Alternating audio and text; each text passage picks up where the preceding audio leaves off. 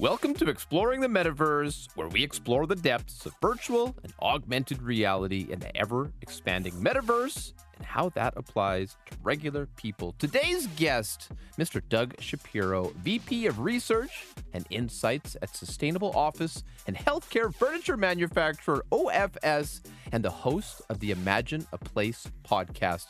As well, in 2021, Doug won the Interior Designs Honoring Industry People, the HIP Leader Award, for his 15 years pioneering innovation and creativity in the design industry. And I have to say, Doug, and to the audience listening to this, absolutely, he blew my mind with his incredible insights, and I really think you're going to feel the same ways. So let's talk more rock. Let's go. Thank you, Doug, for being here on the show today. I really appreciate you taking time to be here. Mr. Doug Shapiro, of course, sir, it's an honor. Tell us about yourself and, your background, what basically brought us to this point today. You don't need to start in the very beginning, but, hello, sir. Sure. Well, hello, Matthew, and thanks for having me. I am honored to be here with you. Looking forward to a fun, spirited conversation. Well, I guess what led me to you was my interest in place. So, place is different from space in a meaning. Space is place when it doesn't have meaning. Yes. And space becomes place when it communicates something, whether it serves you functionally or emotionally. That's when a place really is a place. So I host a podcast called Imagine a Place, and I speak with designers, architects, real estate, facilities people, anybody that's building place. And the metaverse is a place. It is a place. And I don't know that that the professions that I speak to every day are there in their head and their mind yet about how they apply their skills in the metaverse. Wow. Doug, that's so important. That's such a huge foundational building block of this sort of like vision and dream and just sort of like idea that I've always had of this concept. It's still relatively vague to me. And I think that, individuals such as yourself really have the possibility to help define and shape what that meaning of place really is when we're in a virtual world.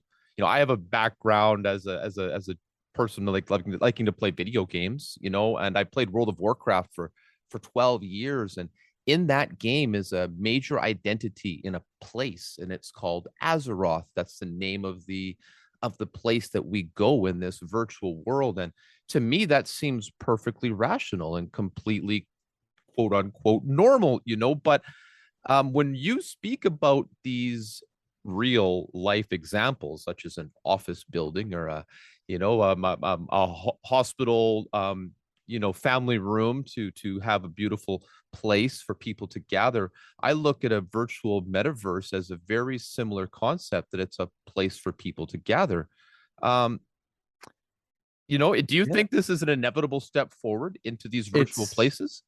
It's an inevitable step forward, but it poses a lot of challenges that come with it, because we have developed a great understanding of how place affects us. In fact, there is all sorts of standards. I'll use a really popular one, the well building standard.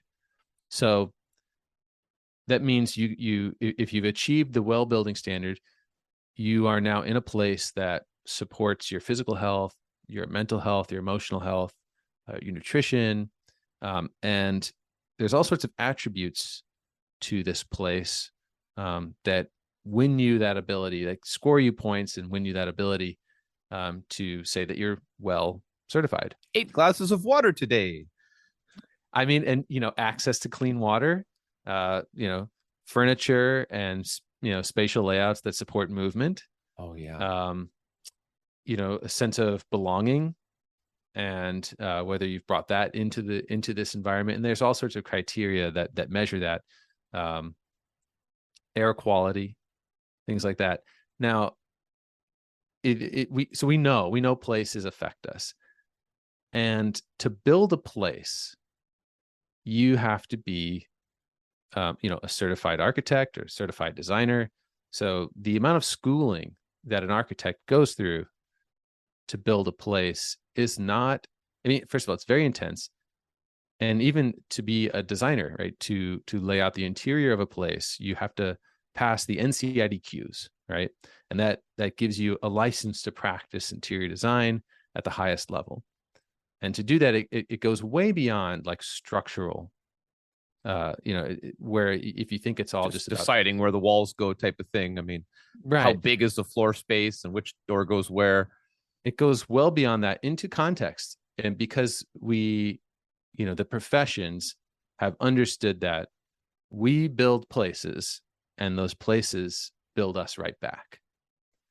And so how we build our places, how our cities look, how our spaces look that we live in have tremendous impact on our brains. Big I mean, time. there's to the point that, there's a lot of crossover between the medical professions and interior design and architecture because of this.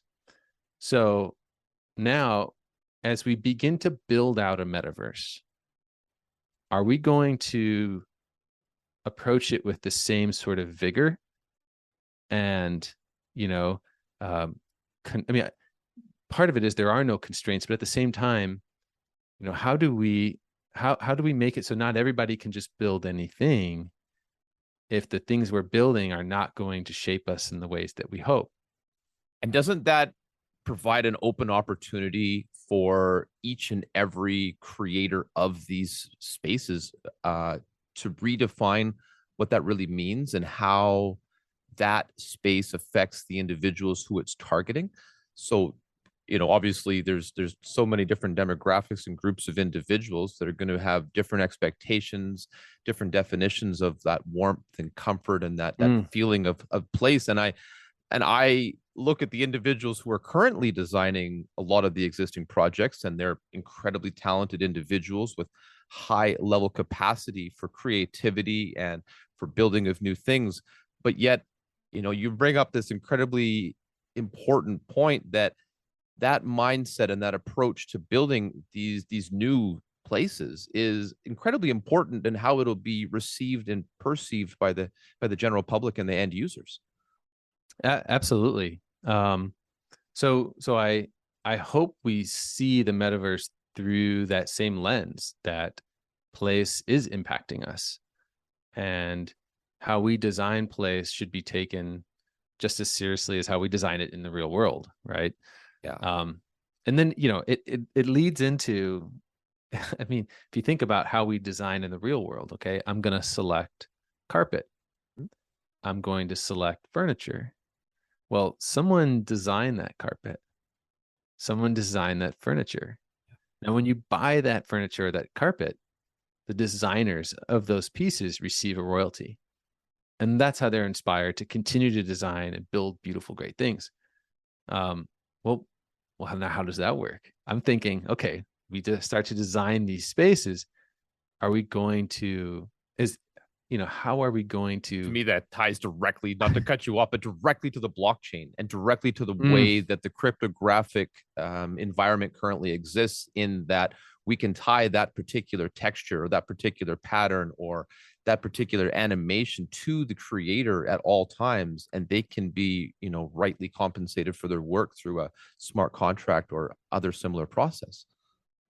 That is a beautiful answer to what I had struggled with in my head a little bit. Like, how do designers continue to be inspired to do great They're just work? like NFTs. I mean, you've got the brick pattern that's the, not sponsored, Versace special or whatever brand or influence placed upon it.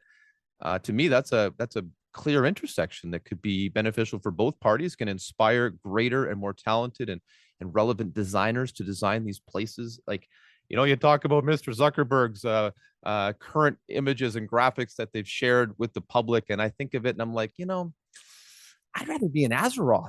The music, the environment, the feeling, it just seems more inviting. And I see these sort of cold avatars in this lifeless place. And I think, man, I think we need Mr. Doug Shapiro to bring a little bit of humanity to these places.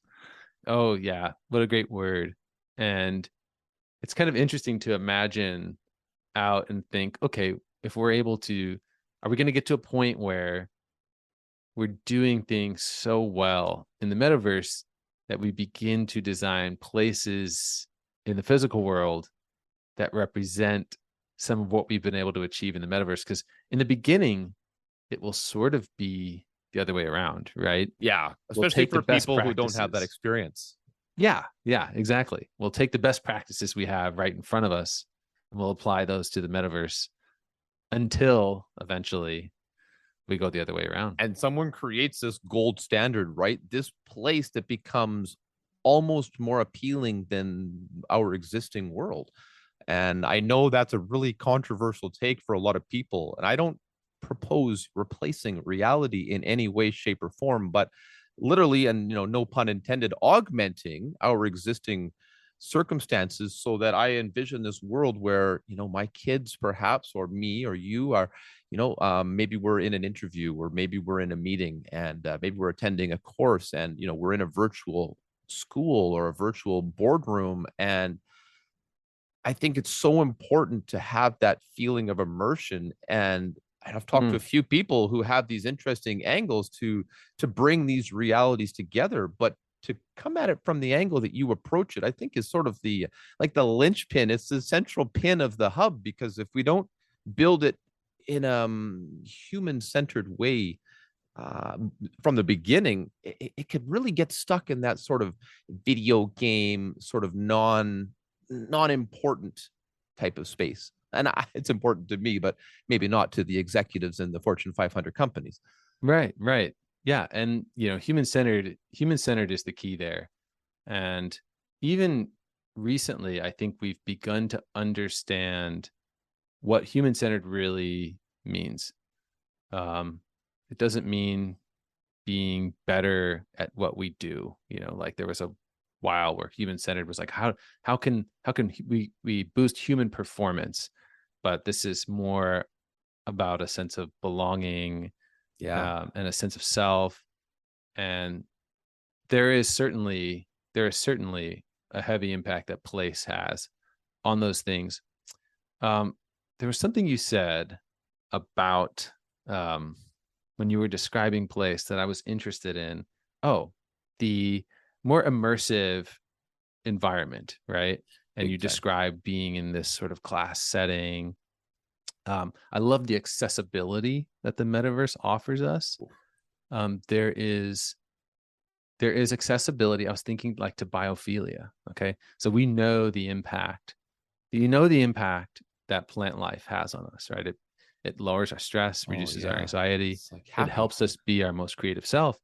And we go through great efforts to bring biophilia into the office environment, into a healthcare environment, into an education environment, and it will show up in the form of literally like bringing in plant life, and it The will also living show up in, wall. yes, the living wall, love it, Yeah, and yeah. it will also show up in just nature inspired colors, um, and patterns like wood grain, right?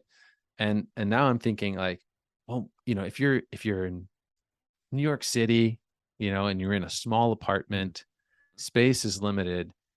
It's hard to get out and really experience, maybe the wildlife that you really need, the sort of forest bathing that can help you be your best self. Oh, it's a The metaverse is cleansing, a great right? person. Yeah, metaverse seems like a great accessibility to biophilia. That's an interesting thing to correlate such an organic and living aspect of our world, and to just even consider, like, I wouldn't think about designing a metaverse based boardroom and having plants. It just seems so simple, I mean, honestly, but yet in the big picture, I think it could be so easily overlooked. And I mean, I look at the video game technology that's on the horizon, and I see things like, Unreal Engine 5, which is this incredible graphical three-dimensional building tool that designers can use to make these worlds.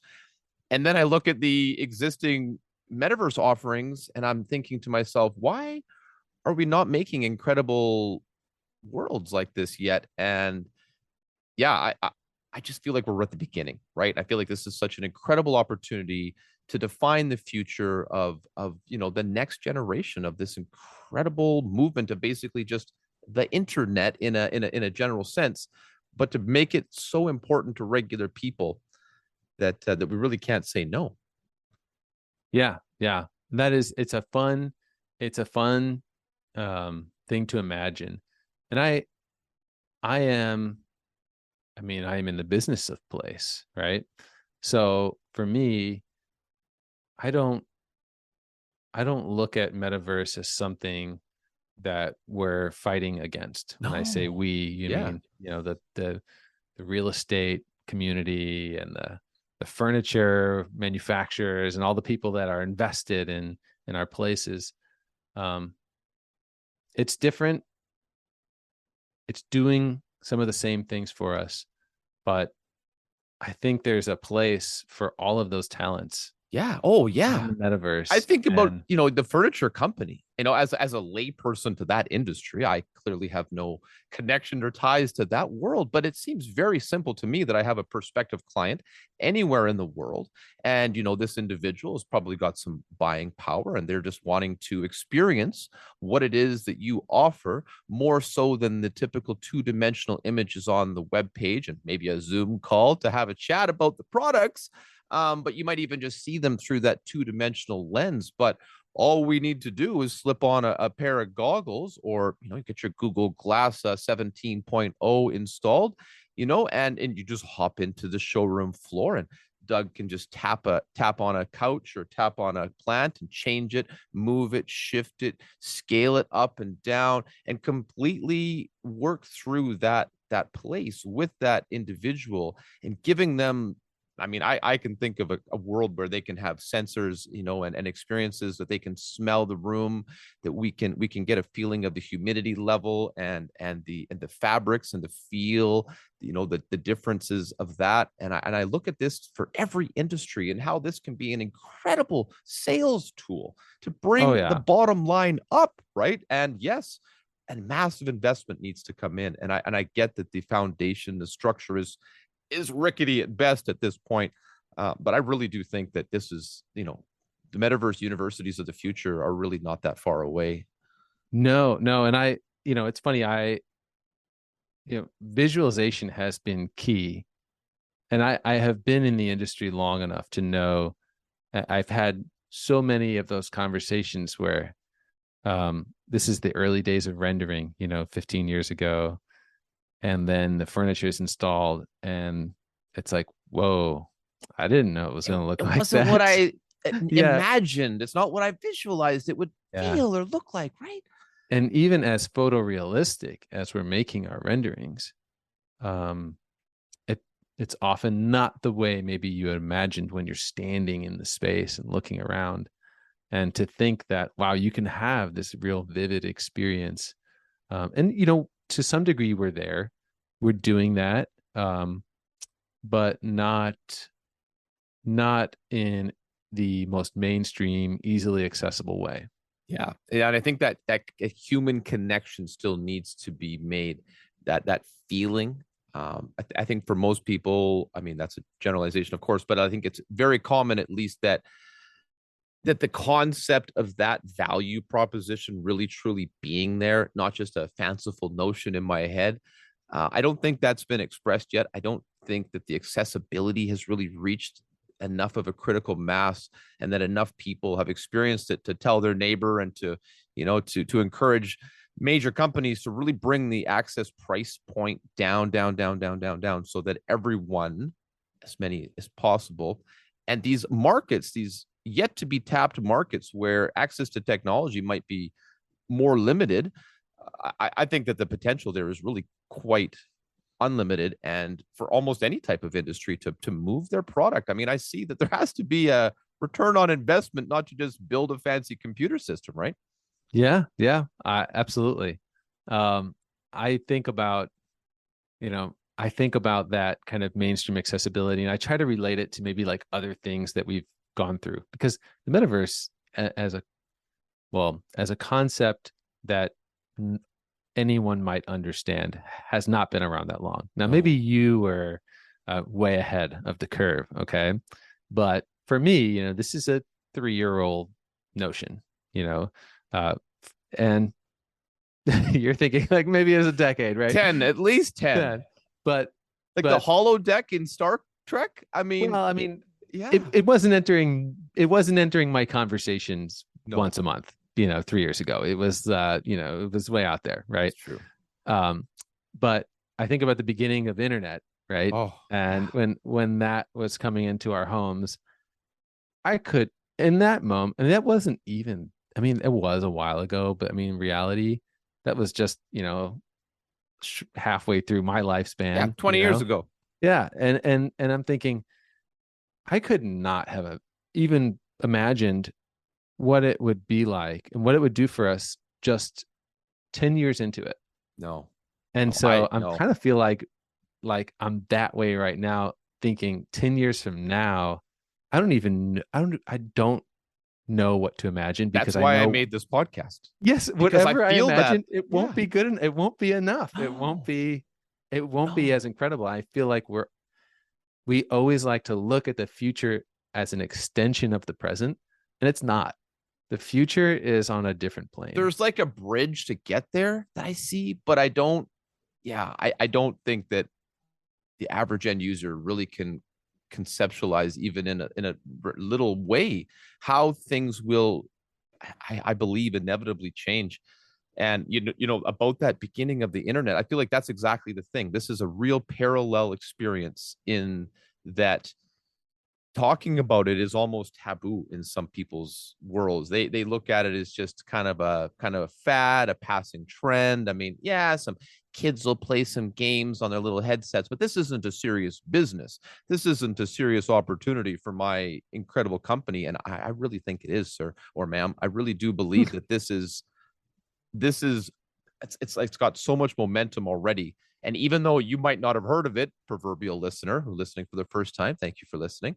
um, I think that it's really quite real. And even governmental organizations, like, is there any major impact in your industry, Doug, about coming from the government, and how, that's a bit of a stretch, but has there been any regulation positively for or against it that you've noticed on a large scale that could impact that growth in this direction from a manufacturing, from a professional perspective? Mm, mm. Um, to be honest, not that I'm aware of. No. I think that's a Um, good thing. I feel like they're almost staying out of the way and hopefully only putting their neck out for the major situations of personal safety and liability, sure. keeping family and kids and vulnerable sectors safe. We don't want to show up to Doug's virtual furniture showroom and find out all of a sudden that there's some inappropriate behavior occurring that was not authorized by yourself. And I think that's all still being built out. I find it really interesting because a major controlling world power could decide in their country, maybe China perhaps, that this isn't something that's acceptable for their citizens, and that cuts down a major market segment for an Mm, up and coming project. yeah, yeah. It's again, it's I can close my eyes and I can put myself in these spaces. Um, can I? But beyond that, it's hard for me to even like speak about it as if I was there Yeah. and if I was facing some of the problems or pursuing an opportunity from a business standpoint. It's like my mind is just not there yet, but I am able to wonder about all the potential that place has and kind of and all the potential that design has. Yes, I want to come right back to that, because that's literally the circle. It's that building, it's that beginning. And if we start with incredible designs and people and business centered thinking, I really think that you are poised to be at an incredible opportunity moving forward with your existing businesses. I don't know, but hey, all the power to each of those for you. Sure. And I think that this mindset of yours of building this type of place it's so important. It's so central in the experiences that people have. And I think that I always look to the kind of mom example. Hi, mom, and hi, moms. I always look like, because, my mom's not super into technology for the most part. And I've always had to kind of sell her on a lot of it. And, she does most of the shopping. She does the designing for our her home.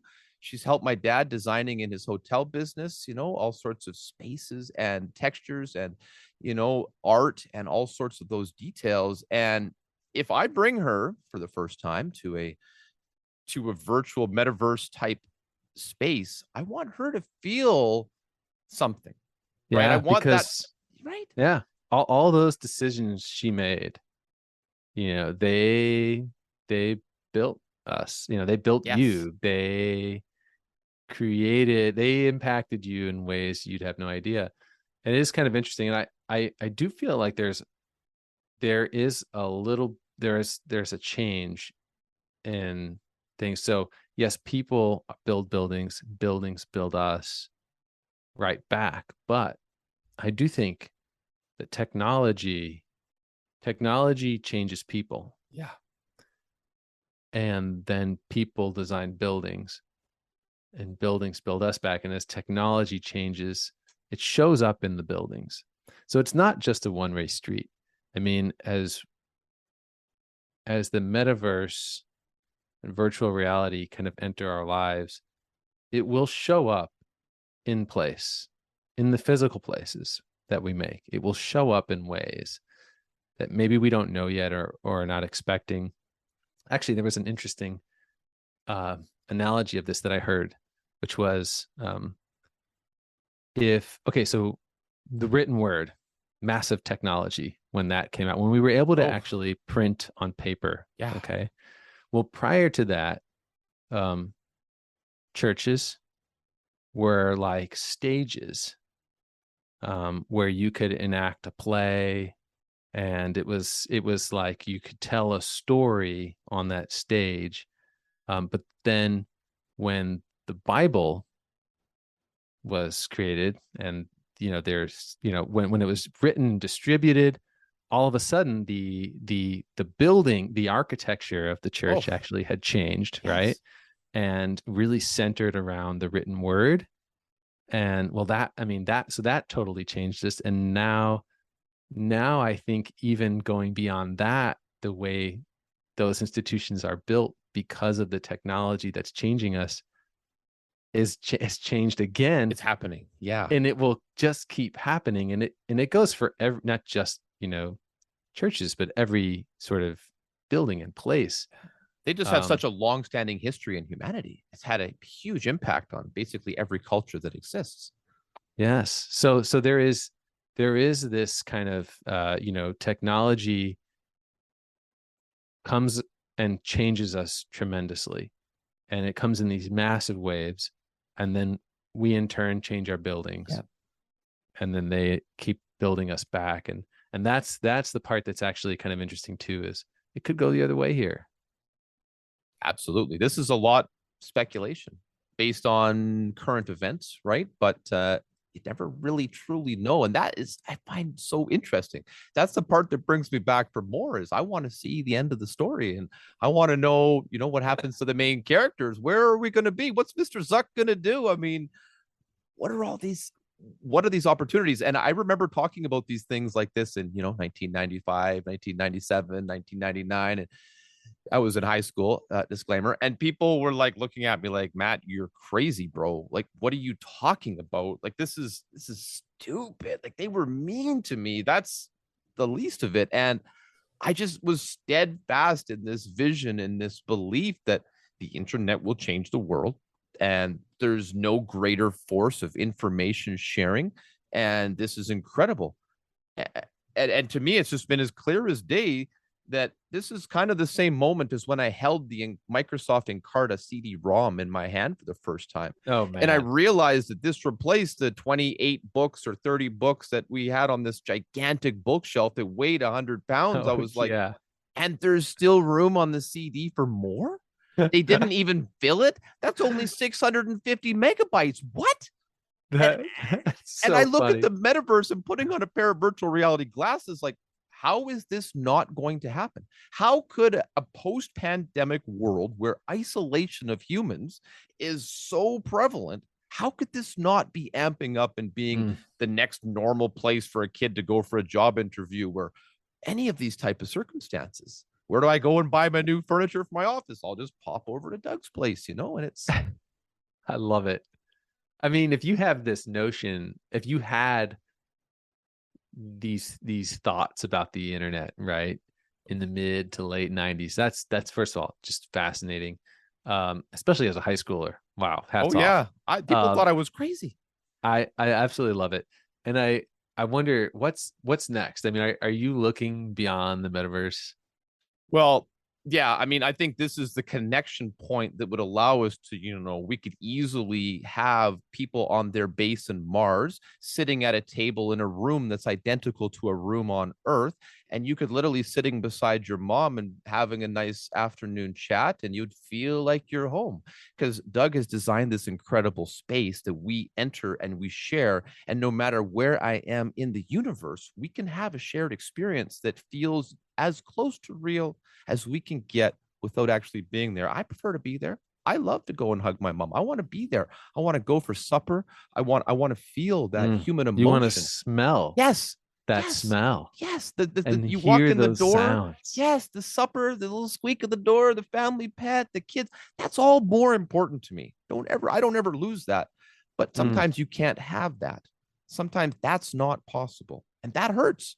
But this is a way that we can transcend that shared human experience in a way that can benefit individuals, educational institutions, professionals, and business, and beyond that. And communication, perhaps with even other entities. I know that's a bit out there, but yeah, I think this is the first step, though. I really do. I really think that finding the foundational building blocks, what kind of textures, what kind of spaces we build. This is why I really wanted to talk to you when, was it Kat that reached out to me? Thank you very much, Kat. I appreciate it, because I thought, I could talk to the 17th NFT guy, or I could talk to this interesting individual who's doing something powerful and building that tie between the existing real and potentially in the future augmented worlds, right?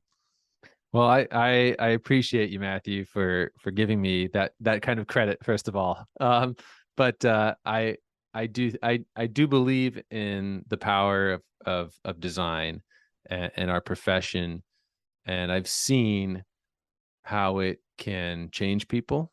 Yeah. I've seen how I mean, we all know that there's places we go that we feel great in, and there's places we go that depress us.